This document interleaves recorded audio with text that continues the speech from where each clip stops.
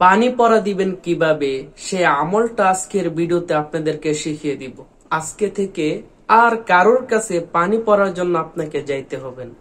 ধৈর্য ধরে ভিডিওটা শেষ পর্যন্ত দেখুন, ইনশাল্লাহ ভালো কিছু জানতে পারবেন।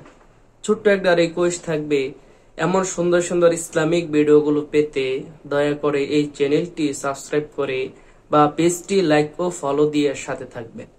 তো প্রিয় ভাই, আমরা কিন্তু অনেকেই আছি বিভিন্ন সমস্যায়।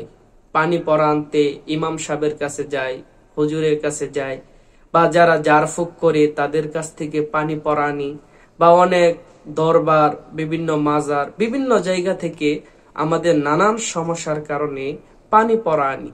আজকের পর থেকে আপনাকে কারোর কাছে যেতে হবে না, আপনি নিজেই পানি পড়া দিতে পারবেন, বা নিজের সমস্যা হলে নিজেই পানি পরে খাইতে পারবেন। তো প্রিয় ভাই, জারফুক এটা জায়েজ আছে, কিন্তু এটা সম্পূর্ণ আপনাকে কোরআন দ্বারা হতে হবে, হাদিস দ্বারা হতে হবে। কোন কুফরি কালাম দিয়ে যদি জারফুক করা হয় তাহলে ওই জারফুক এটা সম্পূর্ণ নাজায়েজ এবং শিরিক।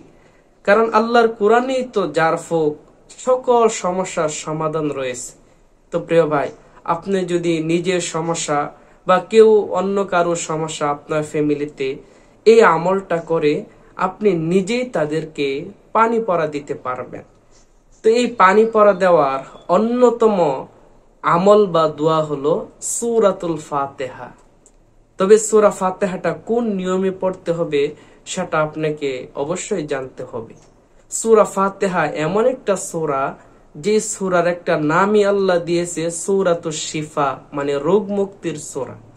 সূরা ফাতিহা পড়ে বড় বড় রোগ থেকে সাহাবায়ে কেরাম মুক্তি পেয়েছেন। এমনকি সাপে কাটার রোগীকেও সূরা ফাতিহা পড়ে ফু দিছে, ভালো হয়ে গেছে।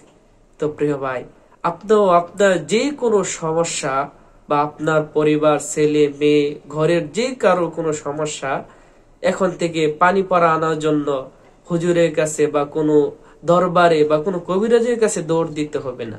এই নিয়মে সূরা ফাতিহা পড়ে পানিতে ফু দেন এবং সেই পানি খান, ইনশাআল্লাহ আল্লাহ তাআলা আরোগ্য দান করবে। তো সূরা ফাতিহাটা আপনি কিভাবে পড়বেন আমি একটু পরে আপনাকে সরাসরি দেখিয়ে দিচ্ছি। আউযু বিল্লাহি মিনাশ শাইতানির রাজীম। বিসমিল্লাহির রহমানির রহিম। আলহামদুলিল্লাহি রাব্বিল আলামিন। আর রহমানির রহিম। মালিকি ইয়াউমিদ্দিন।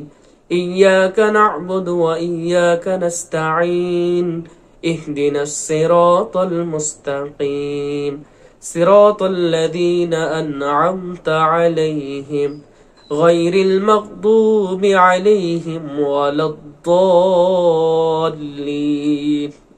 آمين। এইভাবে আউযু বিল্লাহ, বিসমিল্লাহ সহ সূরা ফাতিহাটা পড়বেন। সূরা ফাতিহা পড়ার সময় সামনে একটা বোতলে অথবা একটা গ্লাসের মধ্যে পানি রাখবেন এবং সূরা ফাতিহা পড়া শেষ হলে আপনার সেই পানির মধ্যে ফু দিবেন। আর ফু দেওয়ার সময় আপনি মনে মনে এই ফিকিরটা করবেন যে আল্লাহ, আমার ফুয়ের মধ্যে কোনো কিছু নাই, আমার ফু শুধু একটা উসিলা, ভালো করবে তুমি এবং ভালো করবে তোমার কোরআনের এই সূরা, তোমার কোরআন। এই নিয়তটা মনে মনে রাখবেন, ইনশাআল্লাহ দেখবেন সূরা ফাতিহার বরকতে যে কোনো সমস্যার জন্য হোক এই পানি খান, আল্লাহ তাআলা সুস্থ করে দিবে। তো প্রিয় ভাই, ভিডিওটি যদি ভালো লাগে অবশ্যই একটা লাইক, কমেন্ট, শেয়ার করবেন যেন সবাই উপকৃত হতে পারে। পরবর্তী এমন সুন্দর সুন্দর ইসলামিক ভিডিও পেতে দয়া করে এই চ্যানেলটি সাবস্ক্রাইব বা পেজটি লাইক ও ফলো দিয়ে সাথে থাকবেন।